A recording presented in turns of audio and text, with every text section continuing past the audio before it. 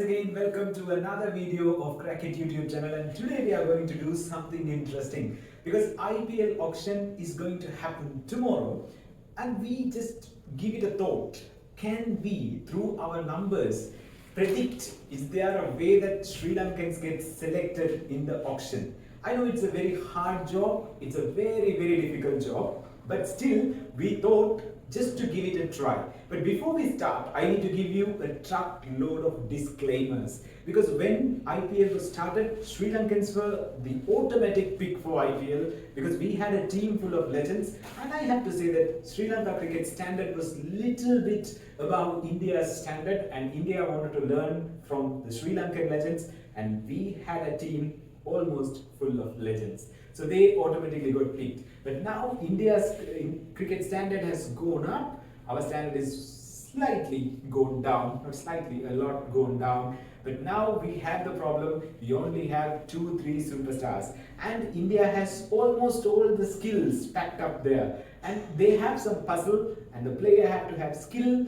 and they need to go and match it up. And players sometimes need to be like amoeba to change and evolve their shape to fit in that puzzle, then only they get selected. So the things are a little bit different, and it's very hard because the way that franchises are thinking and how we are going to decode it. But still we have some interesting numbers. While we try to analyze this, we stumbled upon some interesting facts. So we thought of why not doing this, as we always do, some fun analysis based on numbers. So come, let us go and dive deep and see how these numbers have been performing, to come and see that. So this is the chart number 1. This is the age of all-rounder sets, because all-rounders are the most sought after players because they contribute throughout the both innings, batting and bowling and everything. So this is the most important 3 brackets: all-rounders 1, all-rounders 2 and all-rounders 3. And these 3 buckets have more players.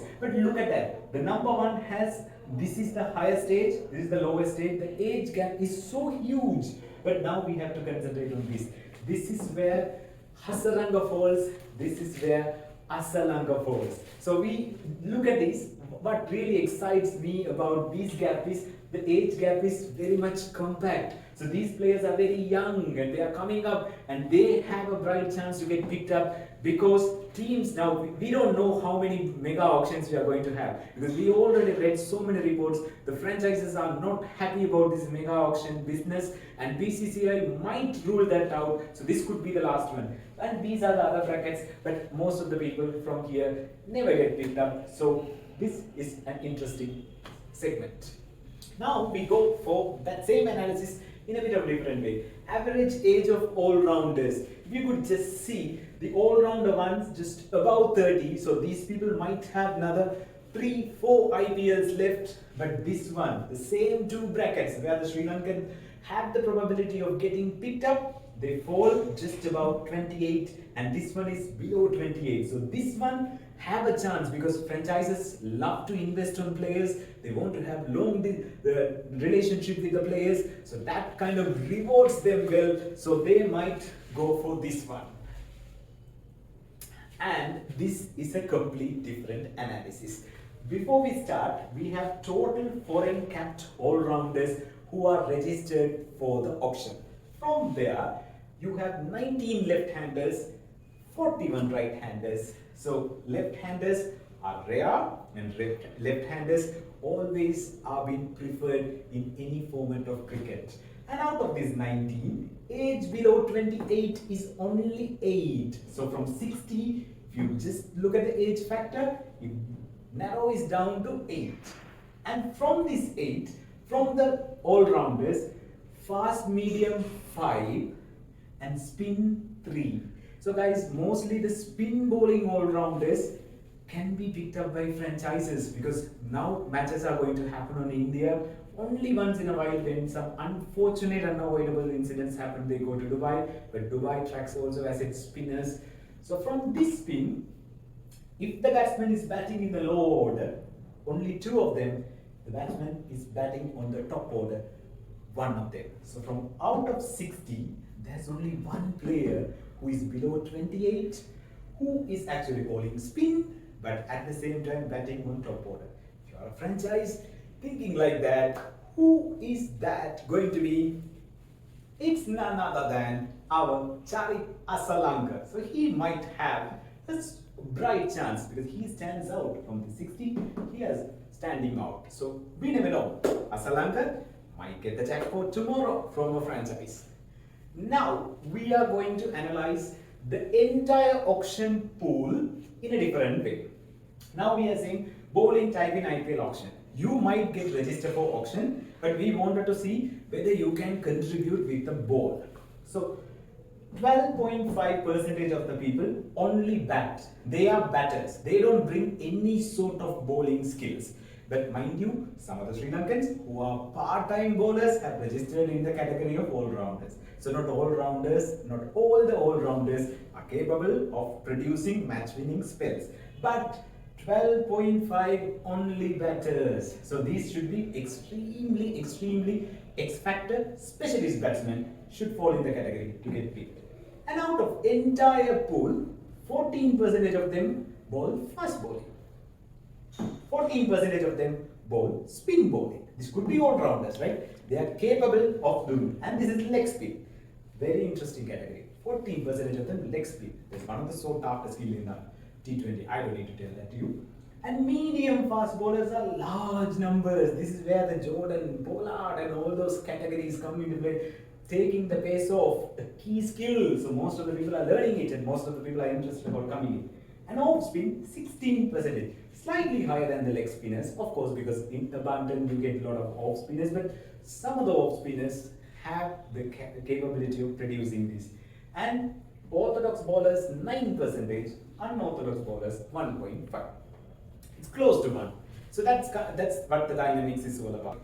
So this slide is very exciting for me because the next 4 slides are really going to be exciting because out of the all players bought by the IPL franchises, you can categorize them into 4 categories: bowlers, batters, wicket keepers, and more than importantly, all-rounders. So we are going to see how each franchise has the tendency of buying players. So this might also get an idea about if you are thinking your favorite player might get sold, you have to be careful about these slides because you understand who is actually going to spend on them.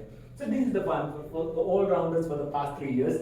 Chennai Super Kings spent more than anyone in the IPL history on all-rounders, and Mumbai is the least spender. Completely 2 different strategies, but they have been working because these 2 franchises are the most successful. But maybe Mumbai Indians, they have Pollard and Pandya brothers because the Pandya brothers and Pollard bring batting stability and bowling stability. They always bat and bowl around Pollard. So Mumbai Indians may not be looking after that, but now they might need to break their bank to get this one. And other franchises, the RCB is also the second one. Of course, we know RCB buy a lot of all-rounders every year. Now this one is batsman, pure batsman. If you just really see, CSK is the least. So this is where the puzzles are going to get decoded. And Mumbai is also one of the least in spending because they mostly bring Rohit and they have a batting stability with the all-rounders giving them so much because this is what because the all-rounders are giving them the option of batting on different positions, floaters, they can split, so all these things. And DC spends really high on batters. So the reason DC want a batter. If your favorite player a pure batter, watch out for DC calling and all the other ones because whoever spend well on all-rounders kind of spend less on the batting in this one. And Punjab, this is where because we always have this myth. Preeti Zinta kind of like jumps up for everything and every player. She wanted to buy everyone. She's increasing the price. That's what we think. But see, in the batsman's category for the past 3 years, they didn't buy. They hardly bought anyone. Very low spending. This is where the numbers fascinate me, guys. We think about something, numbers say something else. Now we have on bowler spending. This is where Punjab Kings, so they don't spend on batters, but they buy so much of bowlers. This is where I'm completely clueless, guys, because if you just really take Punjab's strength, batting is their strength, but they spend a lot on bowlers. I seriously no idea, have no idea about how this thing. Chennai Super Kings spends a lot, and Mumbai Indians also spends a lot, but Mumbai Indians marginally ahead of Chennai in terms of spending for the bowlers, but BC is very very low, so you can understand where their strength lies for the past 3 years, and it might get different this time. KKR and SRH kind of spends pretty much similar. It's a very very low amount. And here comes the wicket keepers. This poor category, we never saw that, we never talked about them in the video so far. Here comes the one. CSK doesn't spend because almost zero spending. You already know the reason. When you have Mahendra Singh Dhoni, why you need a wicket keeper? Mumbai again very low. That's why they are so focused about keeping Quinton de Kock. And Punjab, they are the highest spenders on wicket keepers. They have serious love for wicket keepers. And then SRH is also pretty much, we can expect it. So now we have to understand one thing. Mumbai now have to, with the limited money that they have, they need to somehow pull out a wicket keeper. Could be they might battle it for Quinton de Kock. They might look for somebody like the likes of Nicholas Puran. You never know. And Chennai, this is where I'm really confused, guys, to tell these things, because Mahendra Singh Dhoni is retained by Chennai Super Kings. He told in the last presentation, my last match would be playing in front of Chennai crowd. He might play in Chennai, but we never know because still the schedules are not out. But we all know Mahendra Singh Dhoni, we can't predict anything about him. All of a sudden, after the franchise, he might win the trophy and he might slide him aside and say, I'm done with IPL, give me another role. There's mentor, there is coach, there's so much of things on this thing. So, Fleming, Hasi and Dhoni have to find an answer for it, because Dhoni seriously, in my personal view, with his age factor, and we know about MS because he thinks in a very different way, but I don't think he don't have more than 2 or 3 IPLs left for him to play, and he is somebody always thinks in a very different way, so I just can't comment on that. But Mumbai and Chennai, the most high-flying franchises, have this time a curious and a very crucial problem in front of them that they need to sort after the wicket keeper. So Mumbai might sometimes come down to for Ishan Kishan. You never know who will be that. So with that's the analysis we just really thought. So from the way the franchises are going, we think there is a demand for quicker bowlers. So Chamira might get picked up. There is a huge demand for all-rounders. Asalanka or Chamika might get the chance. But I think Vanithu Hasaranga has a great chance because of his bowling and the way he bats, and he's a sole match winner. So my prediction, it's very very hard for me to give a prediction, but I think 4 players from Sri Lanka have a bright chance, but 3 definitely have a chance, because after we see the tweets and the cricket analysis comments on these players' names, we thought of like going back and doing an analysis on like, are they seriously have a chance on numbers?